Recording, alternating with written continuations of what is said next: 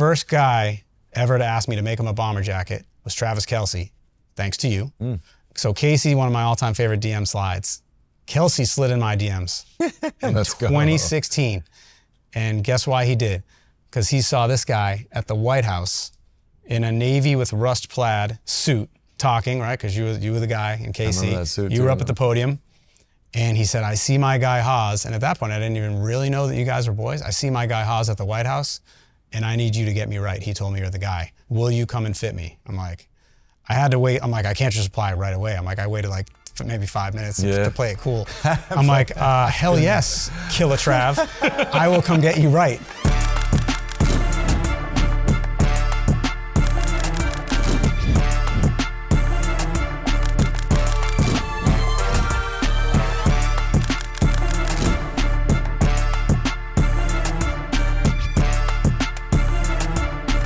We were wondering what you were going to be wearing. That's fire. Yeah, I've been saving this for something special, and you know, when Haas asked me to come on, it was a no-brainer.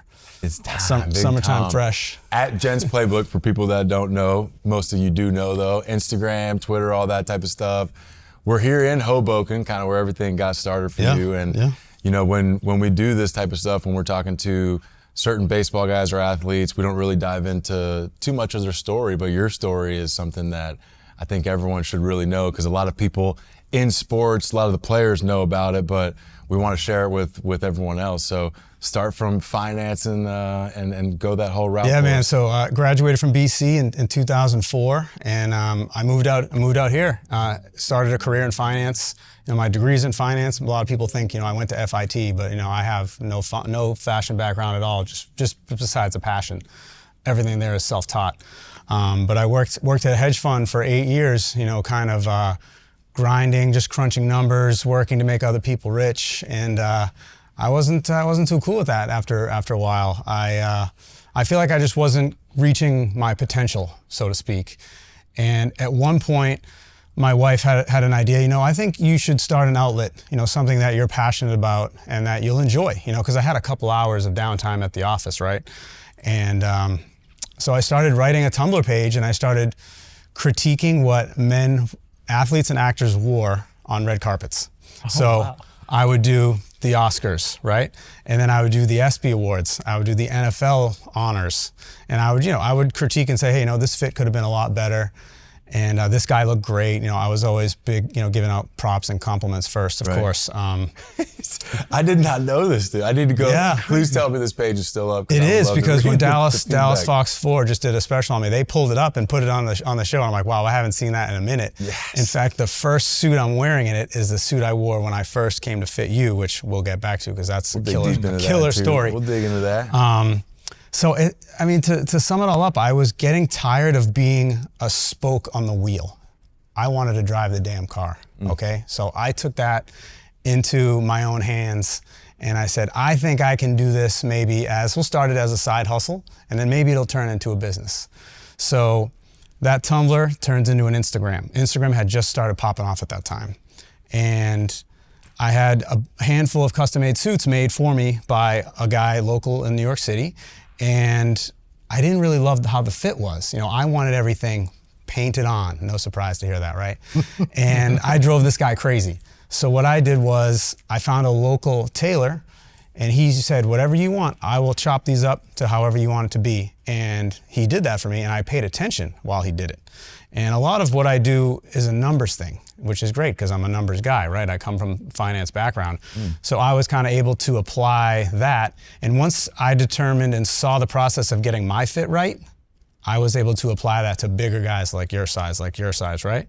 And so the interest started popping on Instagram, and I would put pictures of me wearing these suits. And I always cropped my head out because I wanted to showcase the fit, the fabric, and the tailoring. If I had a mug like yours and hair like you, I wouldn't have cropped my face out. Well, hey, you see how the business has evolved because you're all up in that camera now. No, my face. No, I'm not shy. I'm not shy at all. Make sure my watch is showing. We're getting steak cut for us. Listen, we're living a good life, baby. Coming from the beach house. Absolutely, life is good. But you've earned it. You've appreciate earned it all. that.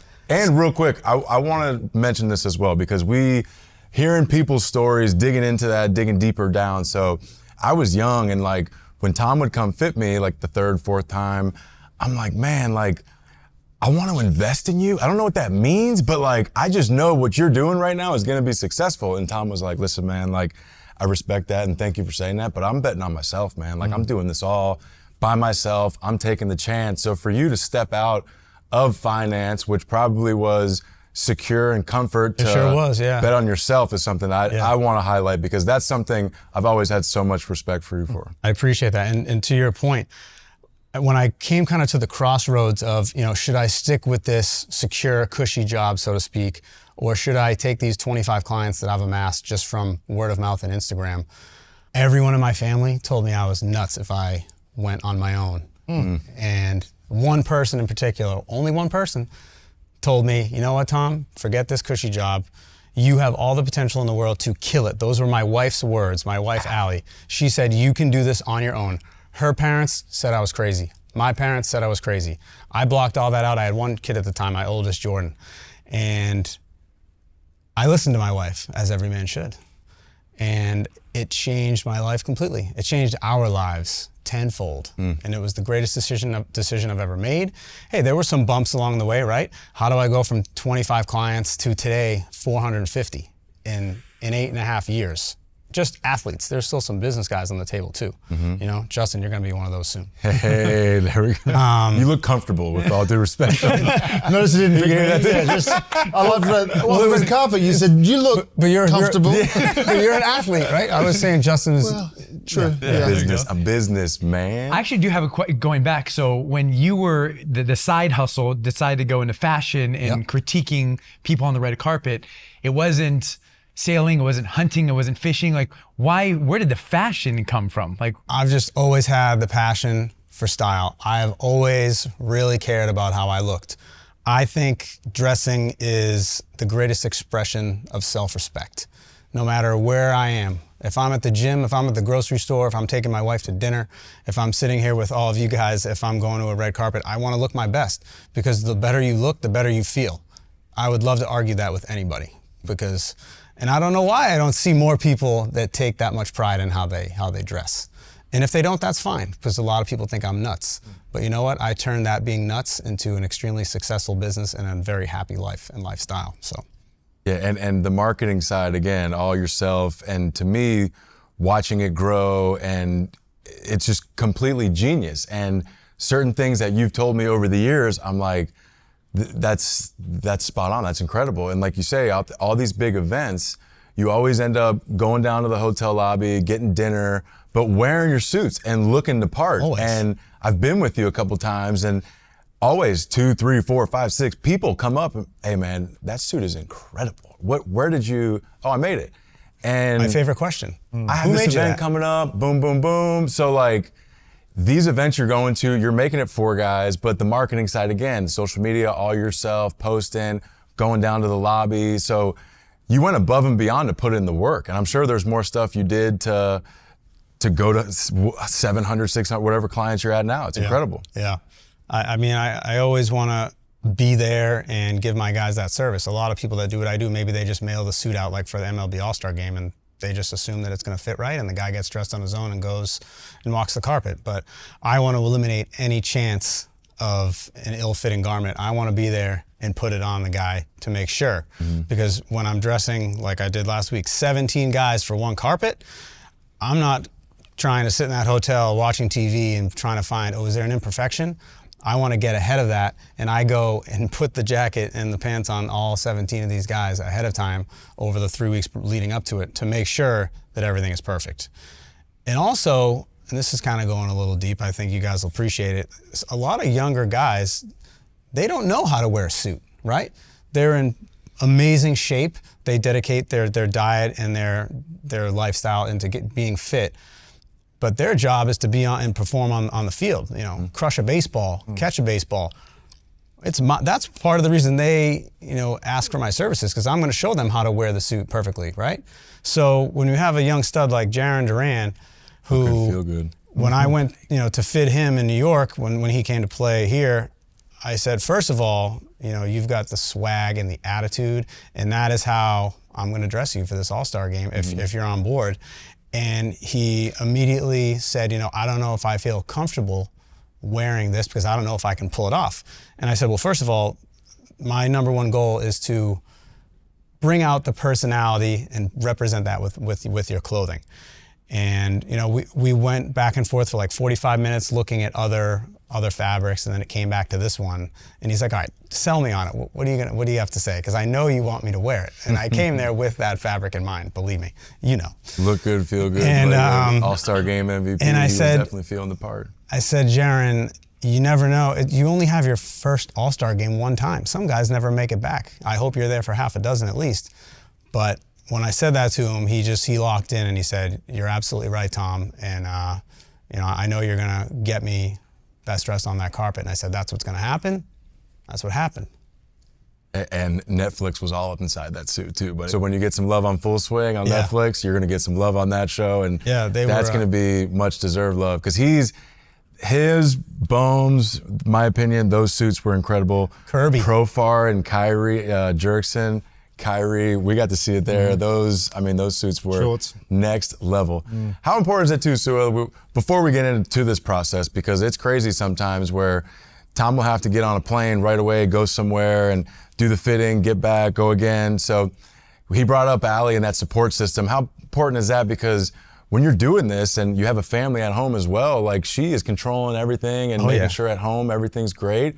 And you're on the road doing your thing, but that's got to be so important to have that at home. That strong Doesn't it base. seem like it's been a theme for a lot of our conversations? The impact one person has on someone's life to make that jump into uncertainty. And a lot of times, people have been talking about that person being their significant other, their wife or their husband in some cases. And I've seen it personally in my life. You guys have probably seen it in your life as well. I think that's so that is so powerful. And do you see the continued support has continued to launch you and continue to carry you along the way as there's that phrase we always say, new levels, new devils.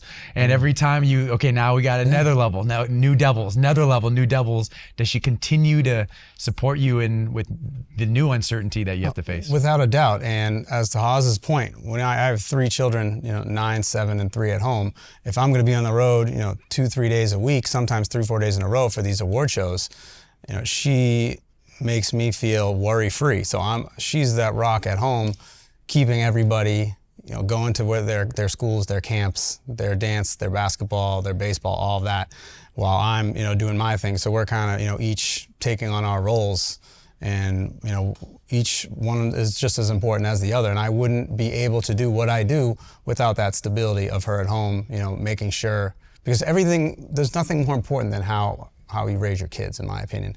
And when daddy's gone a couple days, I feel a little bit of guilt always when I get in an airplane. And she always tells me I'm crazy for that, but it's just how I am.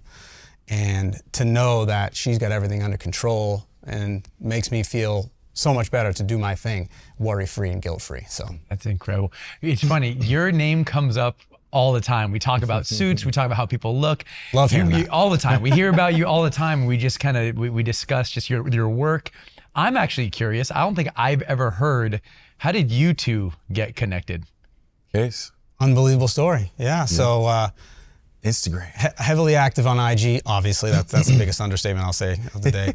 But it was about 9 years ago. I'm checking who my latest followers are, and I see a beautiful face on there named Casey McDonald. Didn't know who she was, just saw a beautiful face. And I was like, all right, cool. Maybe she's just sliding in my DMs to say what's up. Hey, even better, because I was married at the time. So she said, hey, I want you to dress my boyfriend. Those are her words. One of my all-time favorite DM slides. And I said, oh, Casey. Goes down in the DM, baby. Always. Who's your boyfriend? Like, Eric Hosmer. I'm like, love Hos. Let's do it. And I'm sure I was there within 48 hours. Yeah. I came down to the 305. I referenced it before, but I remember exactly what I had on that day, which is crazy because it was 9 years ago. But I had a black and gray Glen Plaid 3-piece suit on. I wore a tie and everything. And I walked in. The part. I walked in. You're like, boom, love the 3-piece. And I feel like you probably had already seen the 3-pieces that I was rocking, but that's like you've become my poster boy for the 3-piece. I love the 3-piece. And that has bled into so many MLB and even NFL and other guys to rock that. But I remember I learned some things that day when I was fitting you, because I had just broken into the full-time gig, right? So you were loving everything that I showed you. I mean, you couldn't say no if you tried. So I'm putting fabric after fabric in front of you, and you're like, yup, I want that. Let's do that. And then when we kind of came to the end, I'm like, I feel like we need to slow down. Like I'm not going to sell you 30 suits right now. Like, this is ridiculous. Although now I do that frequently to guys, which is great. But like, step your game up, bro. I was like, you know, I kind of knew where you were at. Like, you know, it was before you got the big bag. So I kind of stopped selling you.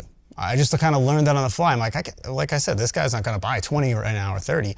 And you were like, we kind of read each other's, read the room, so to speak, and body language, I should say. We read each other's body language, and you're like, I think we'll start with like 3 or 4. And I'm like, there we go. Like, that just clears everything up. And let me tell you, you never went just 3 or 4 again, that's for sure, because man, you've got some closet. So the beautiful thing about the whole process is, like Tom says, like, when you have these events and you're an athlete, and when you're a professional athlete, you are just honed in on your craft. You're thinking, how can I get my swing better? How can I do this? And there's certain opportunities that come up, you know, when you're going through these playoff runs that happen, and it's like, hey, Tom, like, I got to be at this event 2 weeks from now. Like, this is where it is. It's the ESPYs. Like, can you make me a suit, a tux? I don't even know what the difference is between a suit or a tux, but I need you.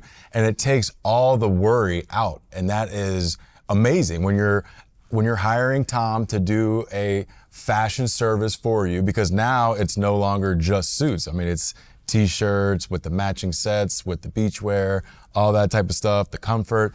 So it takes the worry completely out of it. But that process of when Tom comes to fit you, he does an original fitting, and we're not going to give away the secret sauce, but it's all good. You go to a Men's Warehouse or any kind of regular brand, you're going to get about 5 to 6 different measurements. When Tom comes, you're going to get a lot more measurements than that. 30. Because the attention to detail is next level. So the fit just becomes, you know, it's second to none. And original sizing, do that. Then the suit is made, he takes his cuts, flies back to you, puts the suit on you, then makes more critiques, makes more changes to the measurements, goes back, makes the suit, and then hand delivers it to you while you're going to the event to make sure everything's good to go and all that. But much more into making, you know, the suit, the design, all that type of stuff.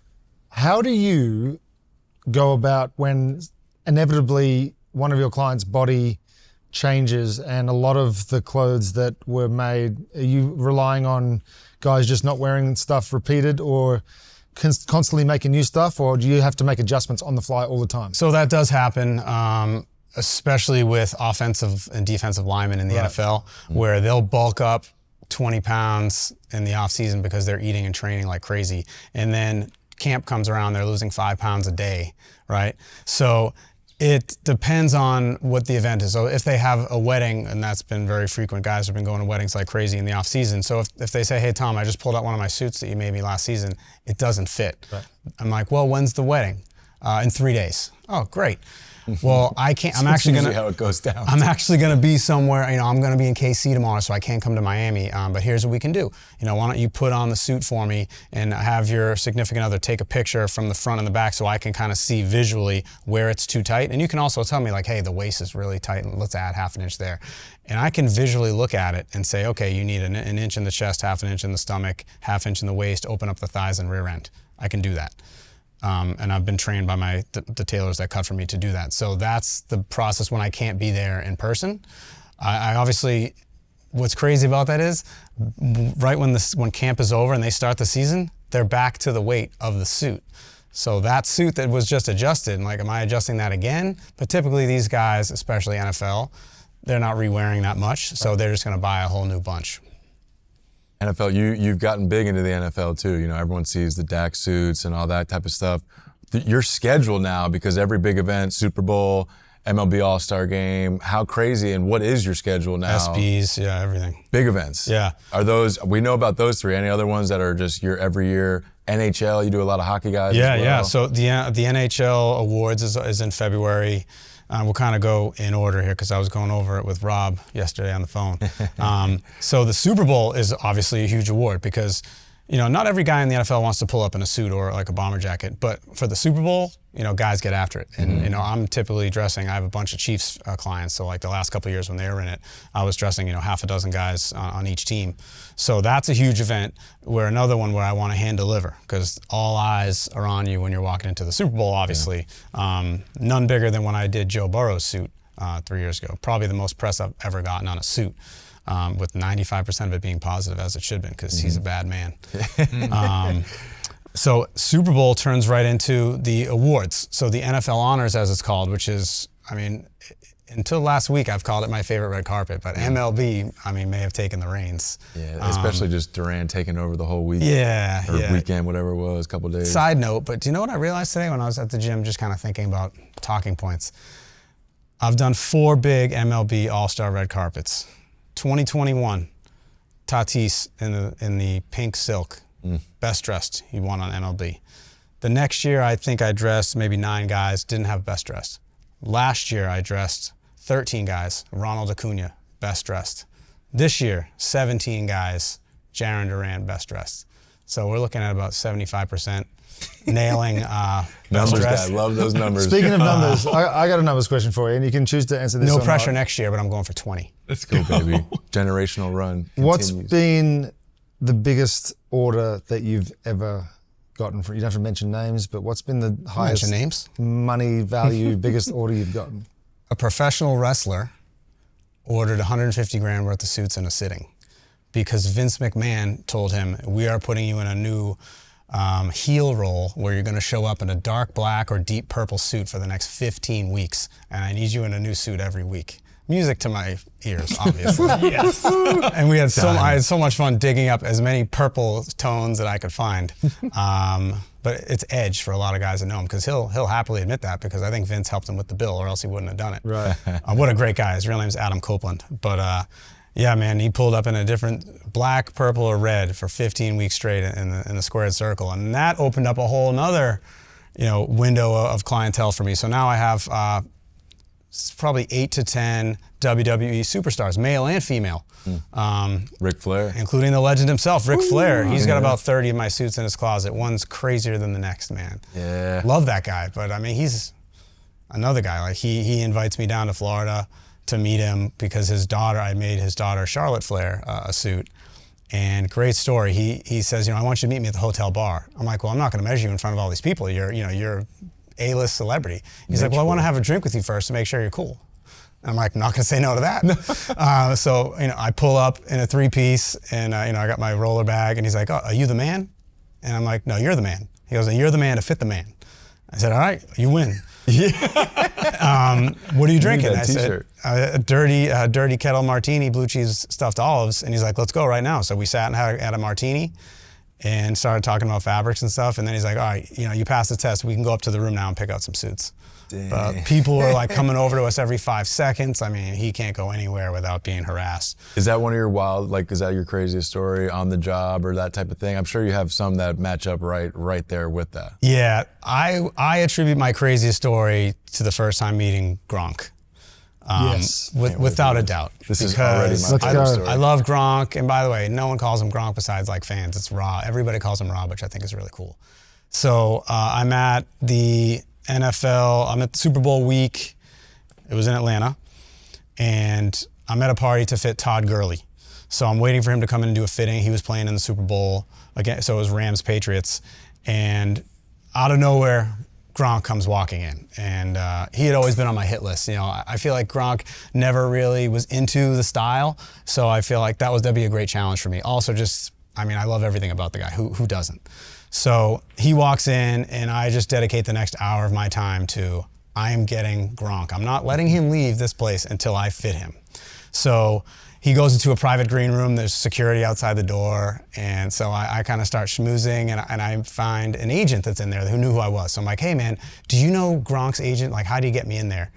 And he's like, oh, you want to fit Gronk? He's like, he's going to say no, but I'll bring you over anyway. I'm like, oh, perfect. Just keep fueling the fire. So he brings me over, and he goes, actually, you have to talk to Rob's dad. Rob's dad is pretty much his agent. Like, everything goes through him. So he comes out, and he said, I heard you want to fit my son. And I said, yeah, man, I'd love to. He goes, oh, I'll introduce you to him right now. Opens the door. Gronk and his whole team are in there, like, goofing out, being crazy, just being themselves, which is great. And Gronk walks up to me and he's like, "Hey, what's up, man? Love the suit." And I'm like, "Hey, I was hoping you'd say that. That's kind of why I'm here." He's like, "What's up?" And I said, I said, "What are you wearing to the Super Bowl in 3 days?" He says, "I don't know, whatever I wore on the plane." I go, "Yeah, you wore a solid burgundy suit, but I think we can do better than that." And he goes, "Oh, okay. But you know, it's in 3 days." I said, "Yeah, that's no problem. Leave that to me. But do you want me to make you a suit? I'll fit you right now in this room." And he said, "Okay." Well, luckily I had my roller bag with my fabrics and measuring tape on me. You know, can't leave home without that, right? So it's on the other side of the room. I go, "Just wait right here." I sprint across. I'm like pushing people out of the way. I'm like, I got to get back to this guy before he leaves. So I come back and I start measuring him, and he stands in a circle, sort of like how we're sitting here, except there was like a dozen people, and they're all chiming in and chirping. Like I'm getting down on my knees to take like some of the inseam and the outseam measurements. And Gronk looks at me while I'm down there, and he goes, and I always say the number out loud. So I see the number, I hear the number, and I write the number. So I take the front. Peter already knows. I love it. I measure the top of his waistband to the floor. It comes to 35 inches. So I go 35, and he goes, "Boys, did you just hear that? He just said my piece is 35 inches." I love that. That's so to this day, my wife's favorite story too. Yeah. But like, I was like, actually, it made me, it relaxed me. I'm like, "Rob, thanks, I needed that." Yes. Because I was a little nervous. You know, I usually don't get starstruck or nervous because I'm there working. Mm-hmm. But that was hilarious. Big Patriots fan. So speaking of the list, I don't know if this has changed or whatnot, but Tom Brady's the only guy that'll ever get a free suit. Tom Brady. Does that still stand, or is what's that? I mean, there's a couple other guys on that list. My son Jordan loves to ask me that. He's like, "Daddy, who's on the free suit list?" It's a short list because I've never given a freebie away. I think you're gonna get what you pay for with me, and I certainly know all the guys can afford it, right?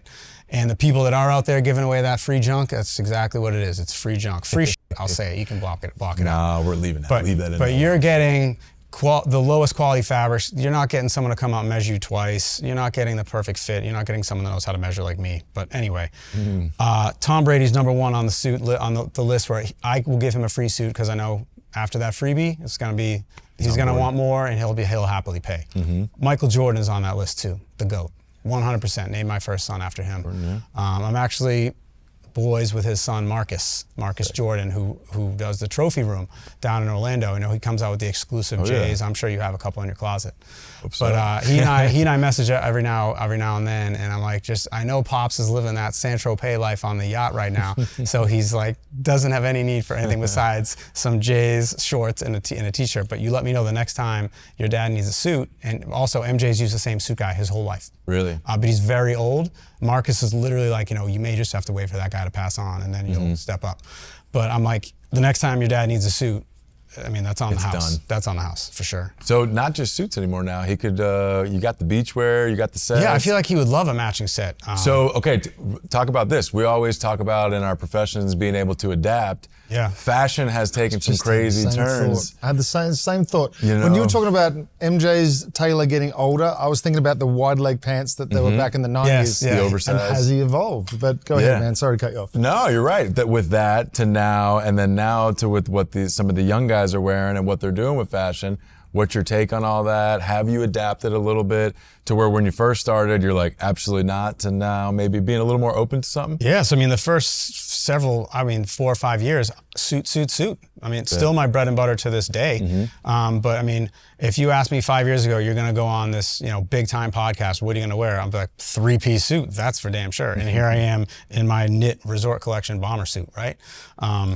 But COVID was a big time to pivot for me because I still needed to sell some clothes, right? And guys what are they doing? They're sitting at home, they're working out. So I started doing like a loungewear collection where I would make knit, stretchy shorts and shirt sets and short sleeve hoodie sets and jogger sets. You wore a lot of them like on the plane, right? Hoodies, yep. Yeah. So that, and guys, I would make them maybe 1 or 2, but then once they try it on, I'm like, dude, I need 10, 20 colors. Like I need it all. So that was, a nice add-on, into my book of SKUs, so to speak. But then bomber jackets, huge add-on. First guy ever to ask me to make him a bomber jacket was Travis Kelce, thanks to you. And by the way, I don't think I got to tell that really quick story. So Casey, one of my all-time favorite DM slides. Kelce slid in my DMs in Let's go. 2016. And guess why he did? Because he saw this guy at the White House in a navy with rust plaid suit talking, right? Because you were the guy in KC. You were up at the podium. And he said, I see my guy Haas. And at that point, I didn't even really know that you guys were boys. I see my guy Haas at the White House, and I need you to get me right. He told me you're the guy. Will you come and fit me? I'm like, I had to wait. I'm like, I can't just apply right away. I'm like, I waited like maybe 5 minutes to play it cool. I'm like, hell yes, Killer Trav. I will come get you right. And you did. And when do I come to KC? And he's like, I'm actually going to be in New York tomorrow. I heard that's where you are. Does that work? I'm like, even easier. And he is the guy. You've done a lot of good, cool. There's some Super Bowl stuff for him. Some stuff that he's the guy too. That when I first got started with Tom, I'm like, all right, man. Like I want to be like, I want it to look good. I don't want to be too aggressive on certain things. And then I saw some of the stuff you did for Trav, and I'm like, all right, I want to like, I can't pull off the stuff he's pulling off, but I'll turn up the aggressive meter just a little more. And that stuff, we've done so much stuff that like hey man, with the sport coat, with the hood, we've done so much different things. Absolutely. That the fashion game, it's like now you're at the point now where you're pretty much seasonal, right? Like you have the summer stuff. You always can do whatever anybody needs, but I mean now you've got pretty much everything. What's the end goal? Is it like to have Gents Playbook as just what it is right now, just a premium, like top level designer stuff? Is it to be your own store one day? What is that, or just continue doing what you're doing right now? First off, I never want to be in a store because I think that takes away from my luxury appeal. I don't think. If it's your store, what if it's your store? I don't like that kind of overhead. Yeah. I want to maintain what I'm doing now, continue to build, continue to make the clients happy. I've been making happy for so many years, but always build new guys. To keep building, the Gents umbrella, so to speak. So I mentioned before, 17 MLB All-Stars last week, 11 of them new clients. So like the book is expanding like every month. But having a store, I think if the average guy can just kind of go into Neiman Marcus like you can with Tom Ford and pull a Gents Playbook suit off the rack, I feel like that takes away the appeal to some of my, athlete clients. So I always want to I want that exclusivity for my clients too. And a lot of the fabrics that I design, and again, a lot of my guys really love this part of the service. I'm making one of ones. I'm sourcing fabrics that no one else even knows where to get. So, when I see Dak Prescott, he's picking out 15 to 20 suits for the year, all of which I will not show anyone else. You have a ton of pieces where when you were doing the 3-piece in San Diego, I wasn't showing Machado, I wasn't showing Tatis, and I wanted to give you that exclusive collection. Yeah, that's big. And I think that's part of the appeal. Where do you, I used to sell upholstery fabric back in a former life. No connection with you at all, trust me. But where do you go to source those fabrics, and how do you keep the exclusivity? So the majority of all my fabrics originate in Italy or England, right? That's where the finest mills in the world are. And a lot of people travel over there to, kind of view all the fabrics, see the textiles. And I don't have enough time because I'm a one-man gang. I'm going out and doing fittings. I'm going out and selling to new people and trying to maintain a home life work balance at the same time. So I have the relationships with them, whether I've gotten them online. A lot of them reach out to me because they know I'm a good customer. So they just feed me all year round with all these different collections. And I will tell, they know my taste at this point. And I'll say, the more outlandish but still elegant, the better. Bring them on. I got the guys that are going to wear it. As you were describing, as your portfolio gets bigger and bigger, just inputs and outputs, there's only so much time, so much energy that you have. Do you ever foresee where you hire or you have a team and not necessarily I don't think you're ever going to be hands off because of your passion for it, but where you have people going out and doing fittings like you? Absolutely not. I will never put anyone in front of a client besides myself because I built this bootstrap from the ground up, and then I'll have a whole new list of worries. Was this guy, does he know how, or girl, do they know how to measure properly? Are they going to show them the right fabric? Can they sell them the way that I can? Absolutely not. And I think to your point, how do I maintain a book of business that's 450 clients if I'm just one guy? And the answer is Haas referenced it earlier, a lot of my stuff is seasonal, but the guys need me at different times of the year, right? So when NFL is going on, they're in their camps from July to the end of August, that's when I'm locked in on the NFL guys, and also when the season starts. Baseball guys are before that, right? So the baseball All-Star game happens while the NFL guys are on their summer vacations leading up to training camp. So I have that time to focus on my baseball guys. And the football guys that do reach out, it's usually remote orders. So, and I get so many orders via text. I mean, every day. Hey, I saw this on the gram, I need this. Hey, I'm going to a wedding, I need this. In 24 hours, in 48 hours. I mean, that happens all the time. I mean, I'd be doing pretty well if I just sat at home, not gonna lie. I mean, because that's the goal of building the book up so big, because hundreds of guys are ordering remotely. Because as much as I can't be in 5 cities at once, these guys also don't have the time to see me, you know, because they're working on their body, they're going to practice, they have their own families, they're going on vacations. So I mean, even when I get in front of them, I'm lucky if there's a 45-minute or an hour window. Yeah. So. I do want to ask about the quickest turnaround story, but has there ever been a time where someone's came to you with an idea and you're like, I'm not making that, that's not my style? Or have you then kind of gave them some feedback and you've critiqued it a little bit and then you came to a I've never, I think I compartmentalize this. It comes back to Kelce again. I've only said no once. And boy, was in hindsight, that was really foolish. The ESPY Awards 2017 or 2018, I think 17, maybe 18. Travis asked me to make him a short suit for the red carpet. And leave it to Trav to be light years ahead of wearing a short suit. Yeah. I mean, I had 4 or 5 of them on the MLB red carpet. And I said, no, I can't do that. And he's like, why, bro? He was shocked that I said no, because I'm not in the business of saying no to anybody, right. Especially Killer Trav, right? I said, I think a red carpet is a little too elegant to wear a short suit. I said, I think you'll look amazing. I know we'll get a fire fabric, but I just don't think this is the time. And at that point, everyone was head to toe in tailored jackets and pants, bow ties. And I think I had a bad taste in my mouth because the previous Oscars, Academy Awards, Pharrell showed up on that carpet in a short suit and I was standing up and screaming at the TV. I'm like, bro, that is not it. That is an insult to the red carpet at that time. Still is. I mean, this is the Academy Awards.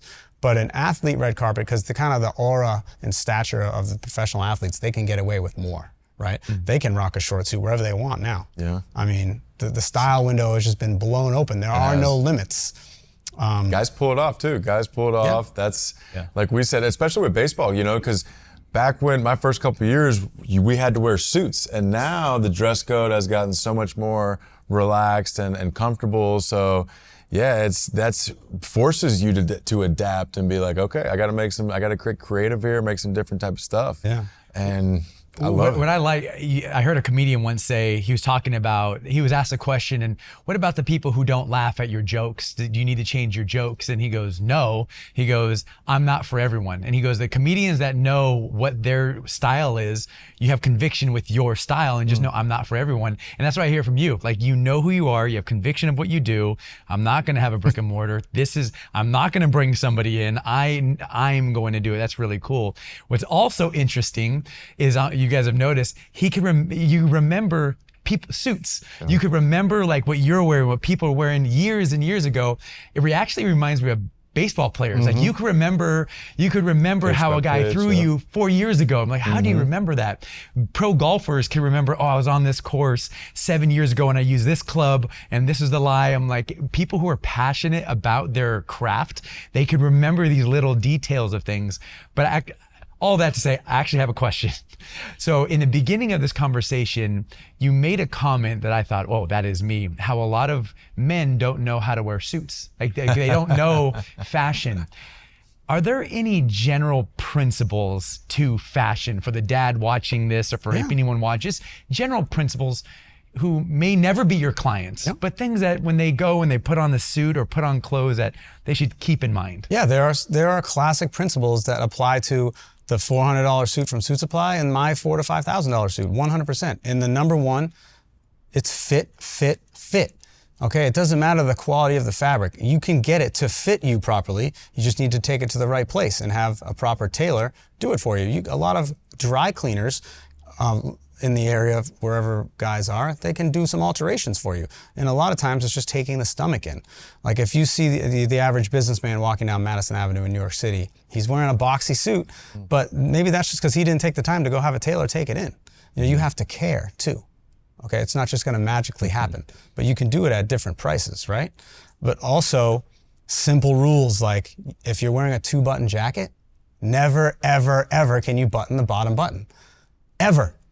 Sorry, I think I just yelled. If I see, first of all, my clients, I mean, I send them a nice text before. I say, no buttoning the bottom button, and for the red carpet, the cell phone better be in your back pocket. Does that work the same for cardigans as well? Are we talking about Jose Ramirez? Hey, I love that cardigan. I'm a big Louis guy, obviously, but a little hot for a cardigan. You got to fit the menu. In 110 degrees. I'll dress him next year, it'll be fine. Where was I? I just had something going. So Corbin Burns is walking down the carpet and he daps me up. He's like, what do you think? I'm like, dude, in fact, he was in a bomber suit like this. And I go, dude, you look amazing. Now take that cell phone out of your front pocket and get it in the back pocket. Details, baby. Because, you know, especially the way that I cut the pants, like the pants are so fitted, there's no room for a cell phone. I mean, when I walked in, I handed my keys to Galuch. I'm like, there's no room for keys. Can you mind holding these for me? Yes, dude. The details, baby. Sacrifice. I mean, I drive my wife nuts. We go to dinner. I'm like, wallet, keys, cell phone. Here you go, love. Hopefully she's not wearing a bag that can only fit like lipstick. But Danielle knows that life. Talk to us about, so I'm sure, because you have such a big following on social media, I'm sure there's kids out there that reach out and have that same passion for fashion. Yeah. Ooh, that was sick. Clip that shit, Will. Passion for fashion, baby. Easy. So to that young kid, like what would you tell them if they wanted to get started or if they had plans to take fashion? What would be your first piece of advice and what would you tell them? Make sure you really love it, because I think you're going to excel at something that you really love to do. And I give that advice to friends of mine all the time that maybe are kind of, you know, getting a little static at their 9-to-5 job, you know, sitting behind a desk, you know, similar to the life that I used to have. And I'll say, if there is something that you can do better than anyone else, then you should turn it into a business. For example, a good buddy of mine, he's unbelievable in the weight room at training guys. He was never a real professional athletic trainer, but he whipped my butt into shape. Like from COVID on, I still do his workouts and I still follow his dieting plan. Like I was like, bro, you need to do this start it as a side hustle and then build it up. And I hope he watches this and does it, because I mean, that's really why my wife said to me, like, you should do this. Like, you care more about wearing clothes and maybe wear them better than most people. So why don't you start a business doing it? So I think that's my biggest advice. And also, if you're gonna do it, don't do it half-assed. You got to go all in. Go hard. Go hard. Don't stop. Go hard. I mean, it's a 24-hour gig on your phone. Like there's no office hours. They don't stop. There's no clocking in and clocking out. Take a look at Duran's suit, baby. That's all in. That's how you do it. Dialed in. Well, I will say this, man. I've gotten to, it's cool now to see you and inspiring your buddies like that, because you took the gamble, you took the chance on yourself. I love that we got to shout Allie out because she deserves it. That support, like, you can't do that. You can't be able to get on a plane, deliver the suit, make the suit, do what you do. And to see it all from the ground up, semi-ground up, early on to where you're at now, you're the best in the game, man. Keep appreciate doing it, man. We've covered, there's been a couple guests that's came on and you saw the Yelich one where he's like, oh, is that the Tom, that Gents Playbook? So everybody knows about it, baby. Do you remember what I said? You're a walking billboard for me in these podcasts, man. Hasn't worn the same jacket twice either. That's my guy. Do you remember what I said to you at the All-Star game? Said a lot of things to me. I loved every one of them. What was it? I said that I've never seen a guy more made to do what you do than you, and it shows even sitting here across from you now. First thing I said to my wife when I got off the plane, I'm pretty sure, I'm like, met this guy, Peter Moylan, and he just reiterated like that I was born to do this. That's what you either said, born or made to do this. Yep. And obviously I know that, but it's just always great, reassuring to hear it from someone. And we had just met. Yep. You know, we had a couple of nights together in the hotel bar. But truer words have never been spoken. And whether it's athletes, businessmen, whatever, the work ethic and the attention to detail is, to me, what makes the most successful people the top of the food chain, and that is every bit of what Gents Playbook is.